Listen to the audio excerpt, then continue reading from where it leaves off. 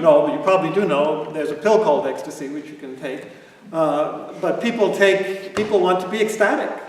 They want to feel alive. They want to feel intensely present, which is what our practice should lead to. But and indeed, that should make us ecstatic. But that's what people really want. Now, sometimes I think it's an escape mechanism to get away from inner turmoil and trauma.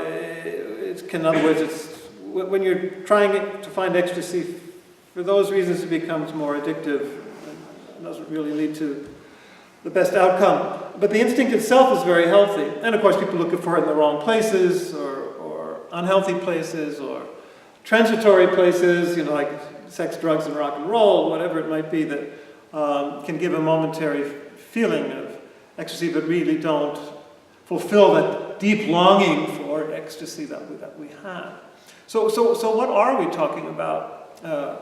What is ecstasy?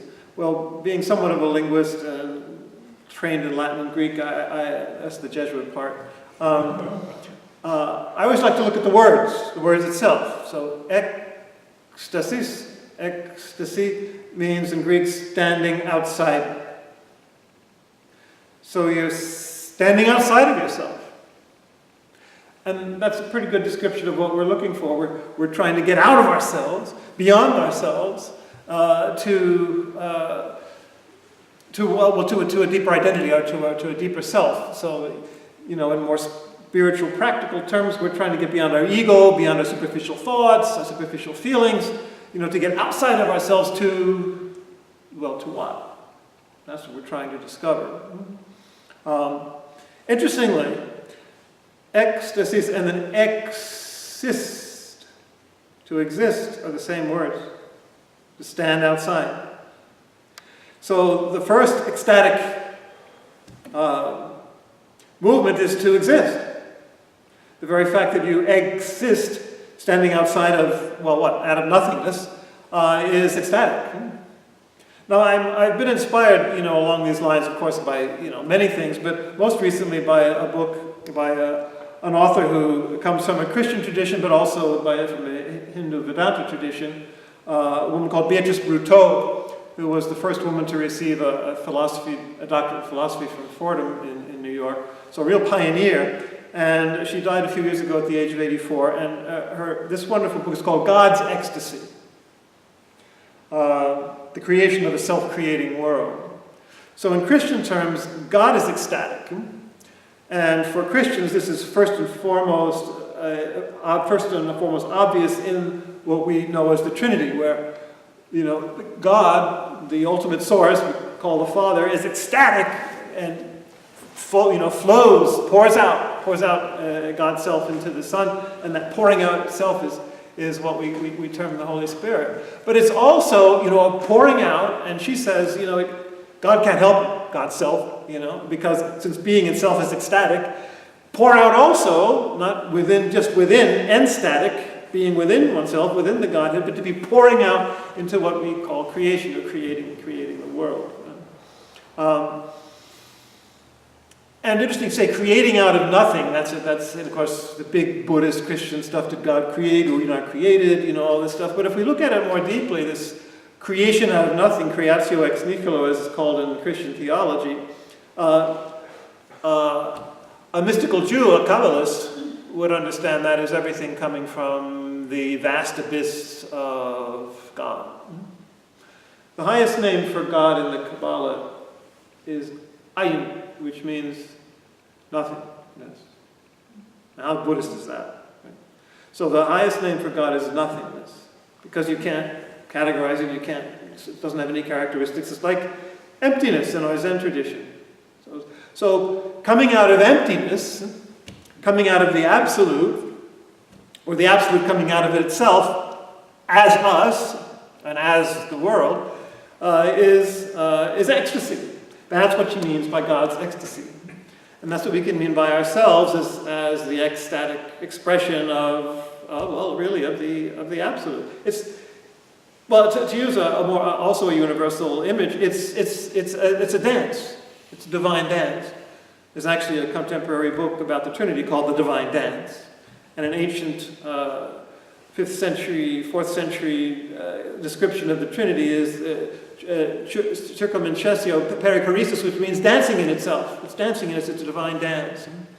And of course the Hindus speak about that. The dance of Shiva, the dance of creation, the whole divine dance is the expression of life.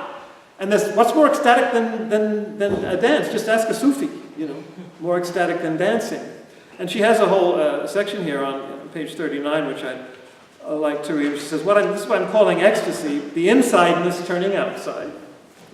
Ecstasy can be called manifestation, revelation, showing. I like to liken it to dancing, she says, because the dance is precisely the dancer in the act of dancing. So in other words, the dance is the dancer, but the dance is the dancing, and you can't separate them. Does that sound Mahayana? Absolute is emptiness is form, and form is emptiness, and never the twain shall be separated. Emptiness is form, and form is that, and you can't separate them. The dance and the dancing, the dancer and the dancing, the dance is both inseparably. And we'll come back to that point. So she says, so the revelatory of the dancer, we learn about the Buddha, the absolute, we learn through the dance, which is also the Buddha, or Christ, if you will. The dancer's inside turns into the outsideness of the dance when the dancer dances. The sutra, the Sandokai, the identity of the relative and the absolute, there's a whole sutra on that, as you know. Where it's compared to like 2 arrows hitting in midair, or a box in its lid, or one foot in front of the other. It's a dynamic, inseparable unity expressed through these various images. So the dancer is the dance, and the dancing is the dancer and the dance. Dancing, and it's us. Mm-hmm. So the cosmos is a kind of dancing revelation of God, or relative is a dancing revelation of the absolute. Emptiness, form, infinite, finite, relative, and absolute. It's a kind of speech, a kind of phenomenalization, it's a kind of incarnation. And that's, of course, the Christian doctrine of the incarnation is the continuation of this, where it's all revelation of Christ. And that God creates the world as an act of agape, or ecstasy. Agape is love in the Christian tradition. And when you think about it, this is what we're talking about. If you're going out of yourself, what's the ultimate act of going out of yourself? Love. What's the ultimate act, motive for the Trinity or for creation? Love. There's a medieval Latin phrase called amor ecstasim facie, which means love makes you ecstatic. Love is ecstatic by nature. So anytime you're talking about living ecstatically, you're talking about love. Which shouldn't be a dirty word for anybody, a Buddhist or anyone else. Compassion is an expression of everything. And we'll come back to that point as well. So it's a wonderful dance, of the infinite and the finite, emptiness and form.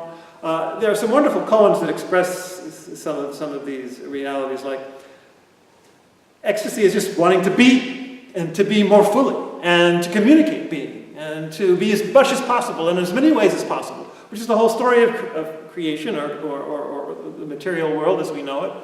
This is a very scientific book, and she goes through how we get quarks, and then we get atoms formed from that, and over billions of years as the universe evolves, we finally get some of these heavier elements, and then stars, and then they cook up even heavier elements, and then we get planets, and then we get life being formed through amino acids and all this stuff, on and on like this, where life expands more and more and expresses itself and goes out of itself more and more, and comes together to form unions and more complicated groups. So it unifies and comes back into itself, which is unifying, of course, is love and ecstasy at the same time as well.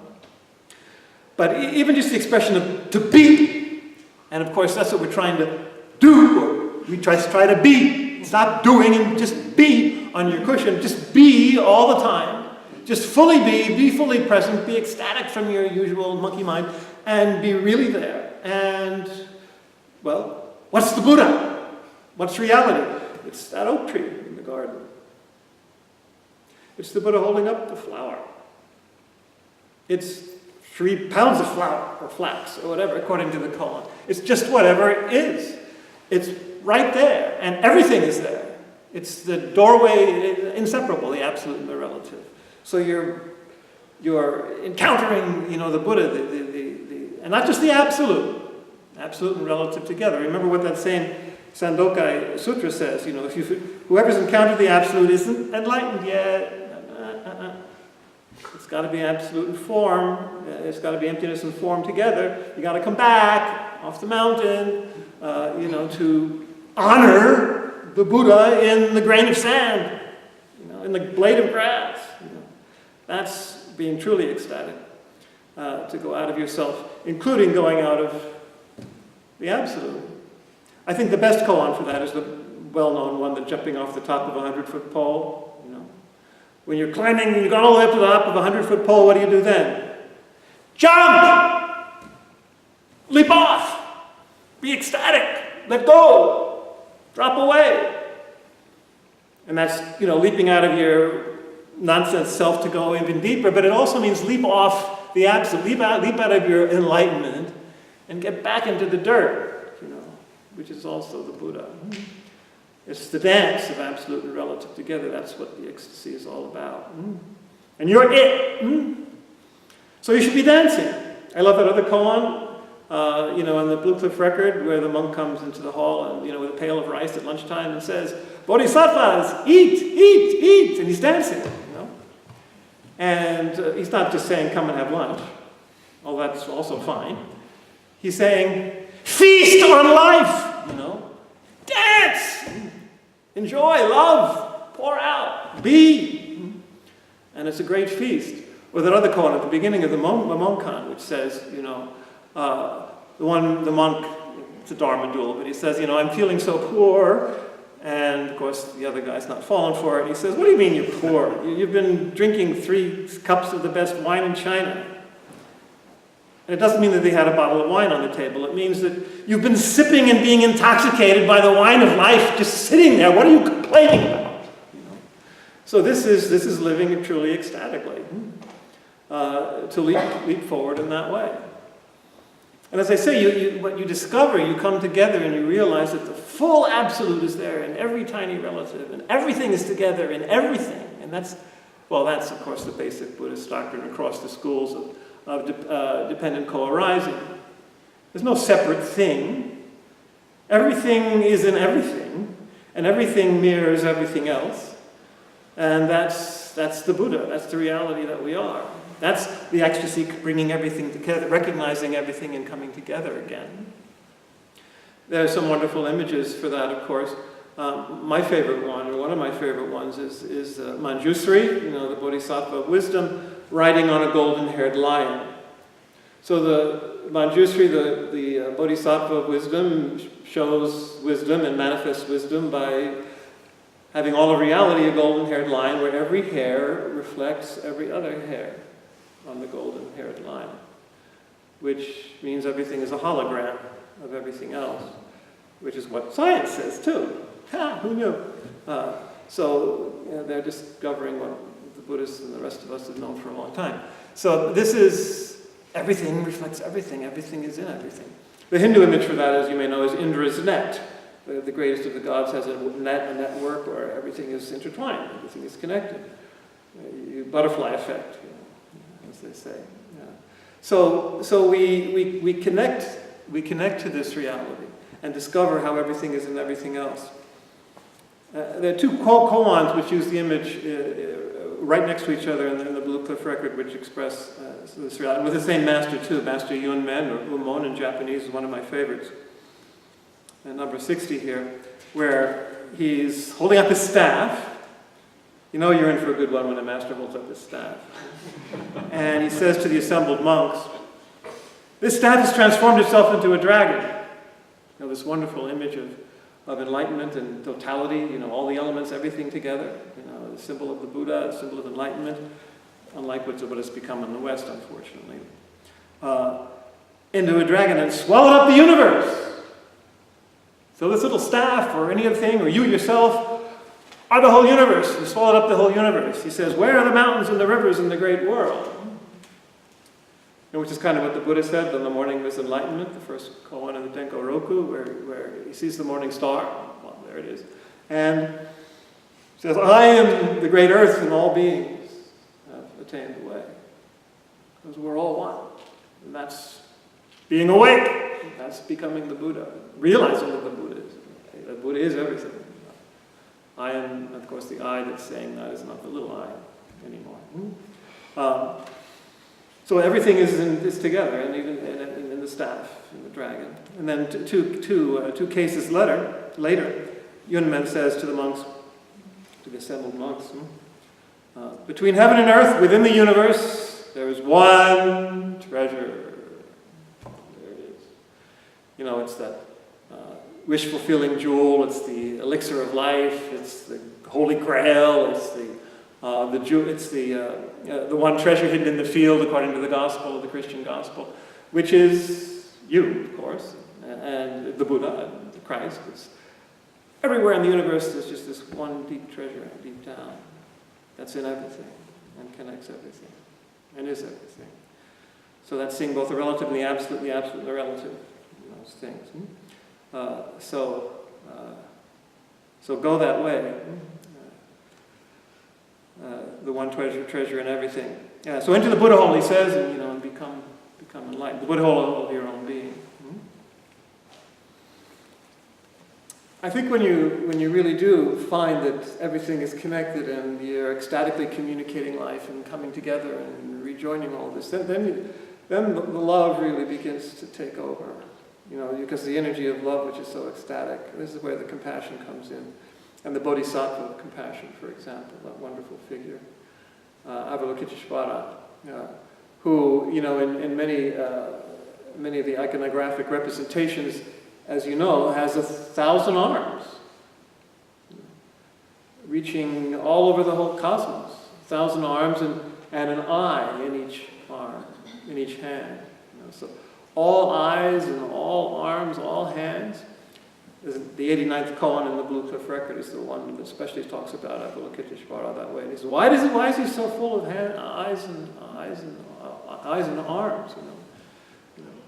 His whole body is eyes and arms, they wind up saying. Our whole being is reaching out. Our whole being is perceiving, is aware. You're here with your eyes and see with your ears, and you're just totally aware. And it's about hearing all the sounds of the world, all the cries, all the distress, all the joys. Blessed are those who mourn, rejoicing with those who rejoice, weeping with those who weep. That's ecstatic. And that's realizing your Buddha being and your Christ being. You're reaching out to all. That figure becomes Chenrezig in Tibetan tradition and then becomes Kuan Yin and Kanon, changing sex along the way, so that's good for the transsexuals. Which we all are. As Jung said, we're all called to bring together that masculine and feminine in ourselves so that it can be brought together in the world or recognized as already together in the world, to bring all those qualities to bear, to be fully one, everyone and everything. And that's the secret, to be able to respond to everyone with the dignity that they deserve, and to everything, including the environment, with the dignity it deserves, because it's the Buddha, because it's the body of Christ, the cosmic Christ. And you're it as well. So to respond with that type of love and recognition. And that's what it means to live ecstatically, to be the bodhisattva of compassion for and with and in and as the world, to express that. At the end of her volume, she says that why is it that the world's religious traditions are finally recognizing that they're all realizing the same, that they're all saying the same thing about our direct relation to the ground of being, to an absolute, to a vastness that's beyond our ego. And why is it, she says? And she says, well, that's because it's the way it is. That's why. That's the way the universe is, the ecstasy of the absolute, the ecstasy of God. And I love, the subtitle, the creation of a self-creating world. So we are contributing, the world itself is contributing to this ecstasy, is this ecstasy expressing itself and furthering the process as it goes along to a realization, of what can be and should be when all of us realize we're just the Buddha, just the Christ. She says, therefore, sin, this is one of her last reflections in the book, sin is, which is a terrible word, ignorance or stupidity or illusion or whatever you want to say, the three poisons. She says it's founded on the inability or the refusal to recognize the ground of being in everything and everyone. That infinite dignity of the Buddha, of the Christ, the absolute reality in everyone and everything. If you don't recognize that, then you won't treat whatever or whomever with the dignity that they deserve. And with the love that they merit. And you won't be living ecstatically, and neither will they. But she says very well that the reason we don't recognize it in others or are unable to treat is because we don't, first of all, recognize it in ourselves. Which is why when Jesus says, love your neighbor as yourself, well, you see the consequences if you don't really love yourself. So loving yourself and realizing who you really are, which is what we should be finding out on our cushions, and throughout our lives, when we're washing the cup or drinking our coffee, is we are the Buddha. We're connected to the utter absolute ground. We're the ecstasy. We're the ecstasy of the Buddha. We're the Buddha being ecstatic. We're the Buddha dancing. We're the Christ dancing. We're the Trinity in flux. In motion. So I'd like to conclude with two images, two phrases from the watercolors I have on my bookshelf at home. From Roshi Kennedy, my teacher, his assistant Amy Yee, who just became Dharma holder herself. She did the artwork, she taught him the calligraphy. And one of them is a quote from Dogen, who, as you know, founded Zen Buddhism in Japan in the 13th century. And it very well reflects these truths which I'm trying to express here. He said, the true person is not any individual in particular, but like the deep blue color of the limitless sky is everyone, everywhere in the world. So can you imagine if people realized that and lived like that? If we did, how different the world would be. If we realized that our true personhood, our true identity is everyone, everywhere in the world, the body of the Buddha, the body of the Christ. How would we be opposed to anyone? Lesbian and gay, whatever religion it might be, whatever sexual orientation, whatever culture, whatever socioeconomic bracket, whatever race, whatever nation. How would we oppose anyone? We'd just be wounding ourselves. To love one another. And to treat one another with that dignity. And then the other quote is from the Upanishads. And it shows a picture of an eagle soaring with eagle's joy. Wow, what better image for ecstasy than that? Soaring with eagle's joy. And the quote is, this tiny little heart holds within it a vast universe. Heaven and earth are there, the sun and the moon and the stars are there, the wind, the lightning and the fire are there, everything that is and everything that is not, it could ever be, is there, right in this heart. The heart of the universe, which you are. Let it be fully what it's supposed to be, and you be fully what you're supposed to be. So I'll end with her last paragraph of the whole book, which kind of addresses and challenges us to live this way. And the contemplative, which is what we're supposed to be, not just as Zen practitioners, but as human beings. Does the contemplative have some special role? Well, I say to the contemplative, feel at home in the universe. Zen says nothing else, nor should Christian incarnational theology and spirituality. Study it, try to understand at least some of its innumerable marvels. including ourselves, who are more and more capable of this understanding, I hope. Marvel at that. Rejoice in the cosmos. In spite of all its hurtful ways, look at what it has done, what it's doing, is capable of doing. Remember, it's the ecstasy of the absolute. If you can see the God you love is present in and even as this world, if you can see the absolute present in and the relative, in Zen terms, then feel that and rejoice in it. Be active in it. Don't sit on the mountaintop. There's a koan which expresses that, the master holding up. Why doesn't anybody stay here when they get here? Because it gets in the way. You've got to go back down. Be active in it. Contribute to it. Participate in the building, in the artwork, in the dance, in the healing, in the understanding. This is where reality with a capital R is. You yourself are both a member of the finite and a member of the infinite. Never forget that. I love the phrase of Teilhard. It's been attributed to various people. We're not human beings trying to find a spiritual experience. We're spiritual beings trying to have a human experience. So get the hell off the mountain and come back down, You're a member of the finite and a member of the infinite. You're a participant in the Trinitarian life cycle in Christian terms. You are doing the incarnating, and the creating, and the realizing, and the rejoicing. God's ecstasy creates the world, and the world's ecstasy realizes God. Or again, in Zen terms, emptiness expresses itself in form, and form, pouring itself out, realizes the emptiness. You are right in the midst of it all. So let's not forget that.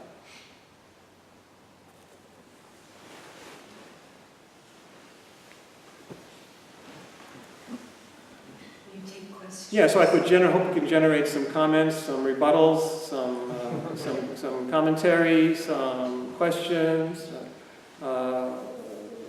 experiences you'd like to share yourself. Yes. You mentioned the Kabbalah.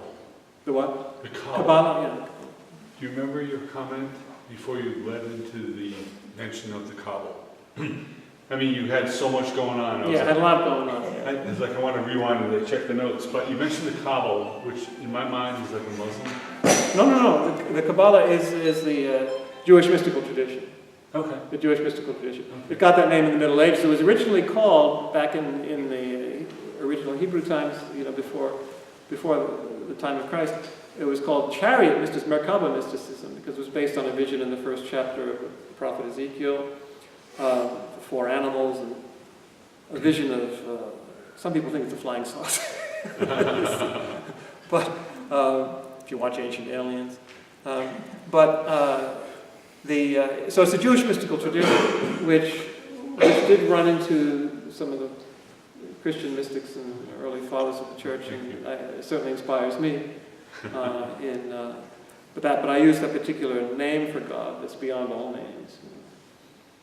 A lot of people know about the Tetragrammaton, the 4 letters that express the name of God revealed by God to Moses in the book of Exodus. But beyond that, in the Jewish mystical tradition, is simply nothing. Ultimate name. Ultimate, because it's not a name.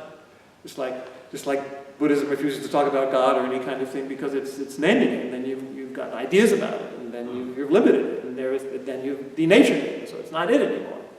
So that kind of thing,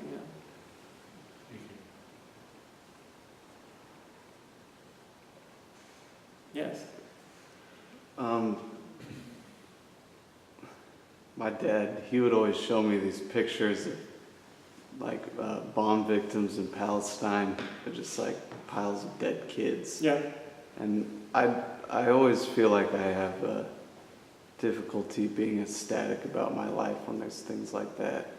And it motivates me to practice a lot, but there's not a lot of ecstasy in that for me. Well, there are different levels of very, very different levels of ecstasy there. You would get out of yourself by becoming the bodhisattva of compassion in the midst of all the suffering, precisely because there's so much suffering. You do hear all the cries of the world. Your practice should open you up to that, and that is already ecstasy. Even if you're not feeling a lot of joy, you can and will, I think, when you really are pouring yourself out for others, I think you will feel a certain joy. But it can be very distressing, obviously, as well, and burnout and all sorts of things. We have to stay grounded in that eternal, infinite source of energy, of love, which is there as a fountain in us, to be able to bring that love and relief to others. But it can be difficult if when we allow ourselves to be overwhelmed by it. If you think about it, the Buddha's whole journey started by seeing suffering and a remedy for suffering, how to get beyond suffering and help others get beyond suffering. So that's already, Buddhism itself is an attempt at an answer to that dilemma, what's about all the suffering in the world. In Christian terms, the cross is very eloquent. I mean, it's been totally misunderstood and misrepresented and tortured and twisted in all sorts of stupid ways throughout the centuries. But basically it's saying the Absolute is suffering with us and suffering because of us, in the sense that suffering the worst possible injustice, the worst possible cruelty, and coming through it still with love and pardon and forgiveness and trust. So it's saying that the Absolute is with us in the midst of all that, suffering with us. And leading us, we believe, beyond what we call the resurrection, the rainbow body of the Tibetans. There's something beyond our physical death. So it's saying that this is pretty terrible, but it's worth it in the end. We'll work out together in the biggest possible picture. And the other part of that is, I often point out to people, again, using creation language, God cannot create a world, or there cannot be the relative of space and time and matter and freedom and choice and chance and all that without suffering and without free will and therefore sin. But that's precisely worth dancing, the Absolute is saying, and I'll bring you through to the other side. Plus, you'll actually learn to be ecstatic and compassionate and loving and wise and humble through the suffering that you go through and through the suffering that you face in others, that you relieve in others. So there's a hidden fount of joy in there somewhere. I found for myself. Yes. Some people talk about the way, or I guess it's the same as the Tao. Yes. So what is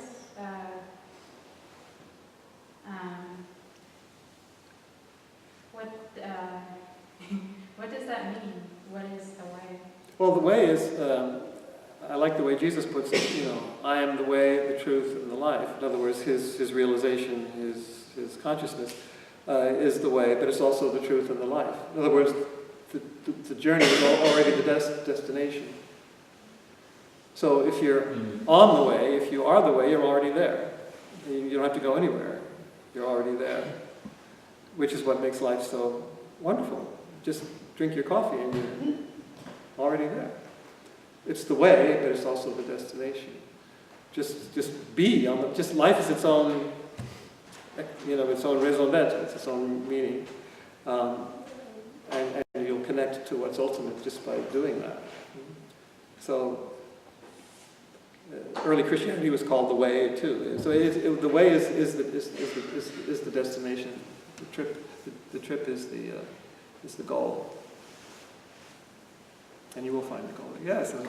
So I also, of course, that it's interesting how I could feel joyous and yet have all this misery in this world simply by drinking the coffee. Yeah. But I'm curious. This message that you're delivering as a father, and do you feel like this? And it is a universal message that we're all connected.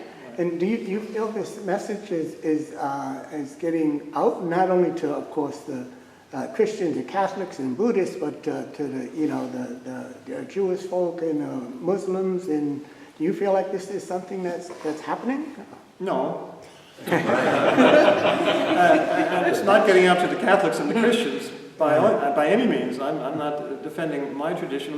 We've lost, even in monasteries. I mean, it's one of the reasons I left because this kind of deep contemplative sense, which is the heart and the truth of, and the real meaning of all religion. I gave a whole lecture on that just a few weeks ago in the Catholic parish. Mysticism is the true face of religion. I don't think this is being presented, certainly not, from the pulpit on a Sunday in a parish. I can't speak for Islam, but I have my doubts. It's certainly not being done effectively or universally, which is what it needs to be. So that's why I think our own work and our own efforts are all the more important, and the interfaith efforts that we can, to learn about the true depths of all these traditions, because all of these traditions, Islam, Judaism, Christianity, Buddhism, Hinduism, all the great Native American, indigenous, all of these have tremendous wisdom and immense power and depth that we need to open up for people. And they all have their mystical side. Exactly, that's what I mean, yeah. And so I kind of thought you were, I don't know, are you Catholic? I'm a Catholic priest. Yeah, Catholic. Yeah, no, there was a huge thing on your website, in this event. I was a little embarrassed. It was like, 25 lines of my own biography. So yes, I'm a Catholic priest. I've been for 40 years. And so do you have a parish? Yes. So I'm preaching the mystical Christianity every Sunday, and you can see my sermons on my website if you like. And I haven't gotten any blowback for it. Yeah. On the contrary. People are hungry for this. Right. And of course I do it in my Zendo as well, obviously. It's a little easier. Someone else, maybe someone else, but okay, go ahead. So, Roman Catholic, born and bred, confirmed, baptized, all that. The problem I had... It didn't destroy your life, okay. Didn't put you on the wrong track. It may have. Yeah, go ahead. So, my biggest stumbling of what I was raised in is this concept of divine intervention. Yeah. I pray for this, I hope for that. When I found this tradition, I find that it is just what it is. Yes. Can you maybe point me like where's that reconciliation between like that that when Prayer most people that pray want something. Yeah, and I don't do that anymore. Good for you. And I've been very happy since I've stopped asking for stuff. Yeah, because you don't even know what you're asking for is good, or much less whether you're going to get it. I know, I'll get what I asked for, it causes destruction. Well, exactly. That's why it's better not to. So, she has a whole long section in here, and there's another theologian, another woman, of course, who they always perceive better. Who in her book on Darwin and the God of Love, Ask the Beast, Sister Elizabeth Johnson from Fordham. These people are pointing out that God, to use Catholic theological language, God is a primary cause. The absolute is there and everything, but never a secondary cause. God doesn't intervene as a secondary cause on the level of action and reaction on our level of so that God doesn't act that way. What I think might happen is that the whole network of energy in the universe kind of works together, and if a lot of people are pouring their heart out for something, I don't know, maybe that can influence. But it's on our level. And maybe, as you said, God can be inspiring. This is the absolute. The Buddha is inspiring us, deep down. But it's never on the level of actual zap into the world from the outside, because that's just naive and stupid. It's not the case. And yet it seems so many people... I know, and that's part of the problem. They don't know what prayer is. Prayer is not primarily asking for something. Prayer is not you're doing something. Prayer is you're listening. Prayer should be listening, not talking. Thank you so much. Yes. I was very struck by the Catholic website that I was looking for prayers because I facilitated Bible study for 10 years.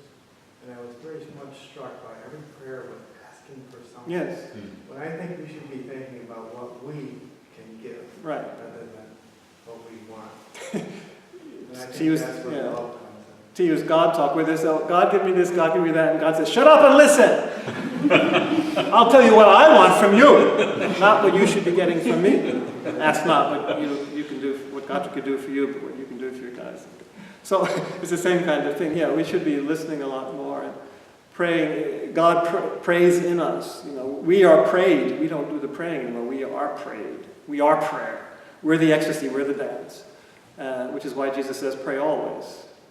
Because we should always have that consciousness of receiving that Holy Spirit, as we would say, that energy of God in our lives to change our consciousness and change the world. When Jesus says repent in the gospel, the Greek word is metanoia, which means get out of your mind, change your mind. That's what the word literally means, metanoia.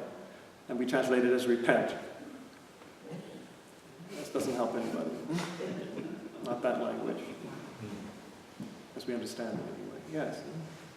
What is the meaning of bodhisattva and how does it relate to Christianity? Well, I would say my own view is bodhisattva means a being, an enlightened being. Sattva is being and bodhi is enlightened. So an enlightened being is an energetic force active in the cosmos, I believe. When basically we're it, but it's. I would equate it to an angel or a saint in the Christian view. I think so. I pray to them every day, but I see them as energy forces, most likely angelic powers. We would call them angelic powers. The bodhisattvas, the great bodhisattvas at different levels, like the angelic hierarchies in the Christian tradition. Some Buddhists wouldn't like that, to kind of embody them that way. But I think there's something real there. I would say ultimately it's just now. It's ultimately Christ, ultimately the Buddha. But in a particular manifestation, a particular dance form, a particular energy source, that connection that we can really, I found in my experience constantly, you can really connect to them and they can really be powerful. Consolation and energizing element in your life. Thank you. Yeah.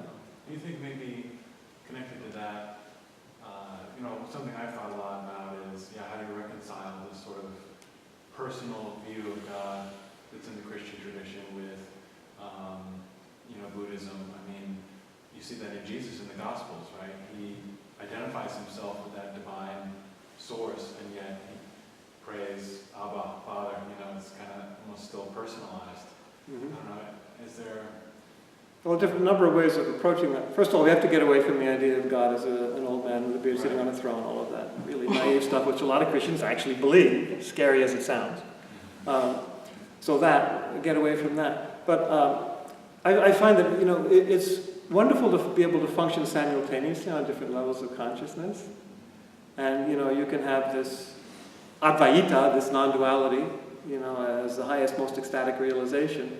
But then you can also deal on a more personal level. So for example, I do Zen and I have the style of prayer, but I also offer Mass and, do Catholic liturgy, praying to God. And, I don't find any conflict with that. It's just a different level of functioning, different level of consciousness functioning, which is not invalid as long as you see it in its proper perspective. That it's not the ultimate, realization or reality. It's an expression of it at its own level of reality. Symbolic kind of... Yeah, well, yes, and it's imaged and it's objectified, and as long as you're not duped by that, that's fine. The other thing is when you talk about person, again, you're not talking about an individual. Remember what Dogen said. We're not talking about an individual apart, especially out of the cosmos, standing on a planet somewhere up there, like Jesus waiting to come back or something. But personhood is consciousness, basically. So, and love, relationship. So we just got finished giving a whole talk about the absolute being perfect consciousness and love. So that's personal. But we don't like to say that too easily, because then they imagine a person, an individual, and then you're in trouble. Wait, can you repeat that? God is not an individual. God is not a being. God is being, with a capital B. God is the absolute. That's Catholic theology, by the way. It's not Protestant theology sometimes, but not evangelical theology, but it is Catholic theology. I think in some Christian circles they consider me an atheist, and I'd say, guilty, the way some imagine God. My takeaway tonight will be, God is not a being, it is being. That's Thomas Aquinas, by the way, from the 13th century, so I'm not making this up. It's even St. Augustine in the 5th century. Id ipsum esse, St. Augustine said 1,500 years ago. God is being itself. Nice. Thank you. I've been having a lot of questions about being in a mode of linguistic mode with thought and language, and then the space before thinking, which dancing really exemplifies. Right. Being able to act gracefully in the situation Beyond thought. with beings that are being as well. So if you could say some words about that, and also Words? Yeah. I also want to bring in the first lines. The Bible has some words about that. In the beginning was the Word. And what's the relationship of that wisdom to this question? And is there something before the beginning? And what does that all mean? Well, as you know, in Catholic theology, that's the prologue of the Gospel of John that you're quoting. The beginning was the Word was with God, so God is before the Word, that's the Father. So the ecstasy, and this is this is what she's saying too, explicitly. The ecstasy of the Father, the ecstasy of the Absolute is the Word. It's the speaking into the world. It's another word for dancing. It's a speech. That's what she said. You can call it speech, you can call it incarnation, you can call it ecstasy, you can call it dancing, you can call it creation, whatever it is. So the Word means God is ecstatic, and it's expressing God's self. First of all within the Trinity, and then outside in Catholic theology. But, in reality as we know it, and as reality as we know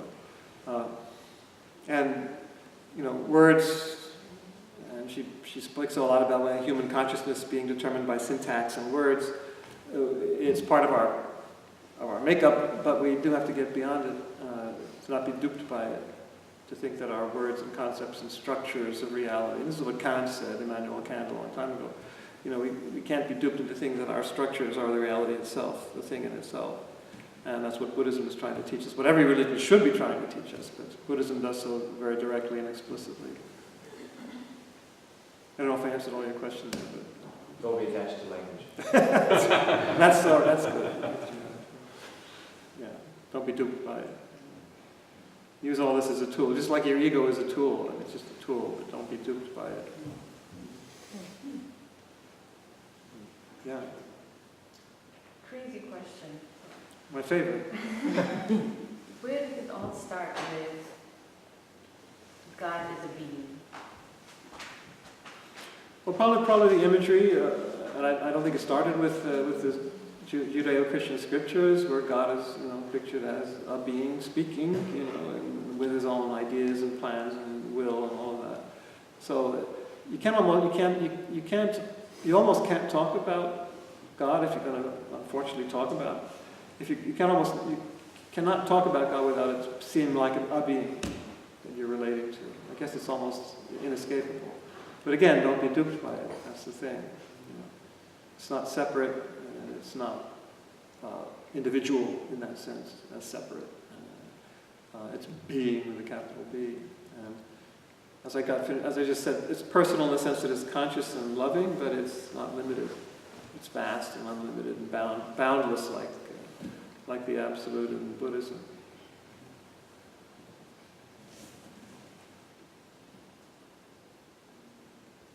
Anyone else? Yeah.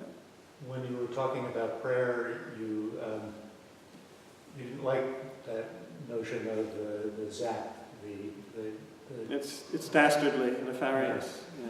And yet Catholics do put incarnation and also the Eucharist at the center, and one could argue that those are zap moments. But they're not. That's the whole point. And that's her point, that the incarnation is inevitable. The Franciscans said it in the 14th century, that the incarnation of Christ, the Word in Christ, is inevitable. It's the ecstasy of being. It's going to happen because God can't help God's self.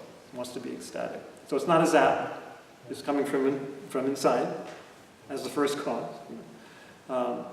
And the Eucharist too. It's just a surge of energy from within the community, from within the cosmos, you know, to make even more present the body of Christ, which is already the cosmos anyway.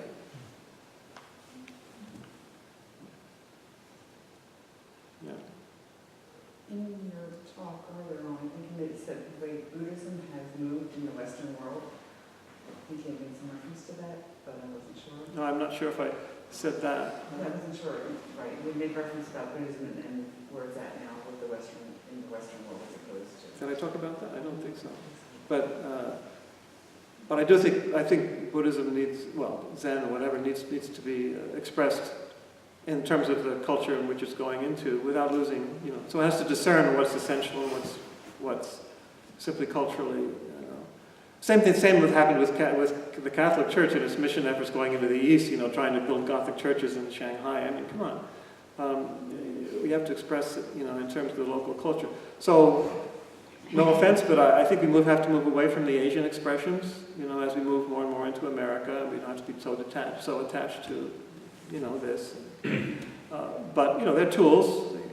There's a whole koan on that, you know. If the Buddha's the whole wide world, why do we even beat the drum or ring the bell, you know? Well, they're tools, you know, as long as you're not duped by them. Yes. What does that mean? Well, you don't take them as the absolute itself. They're only relative, and you use them as skillful means to the extent that they're skillful means and to the extent that they're helpful. But you're free enough from them and you realize what the whole thing is all about that you can let them go at the proper time and in the right circumstances and still hold to what is real.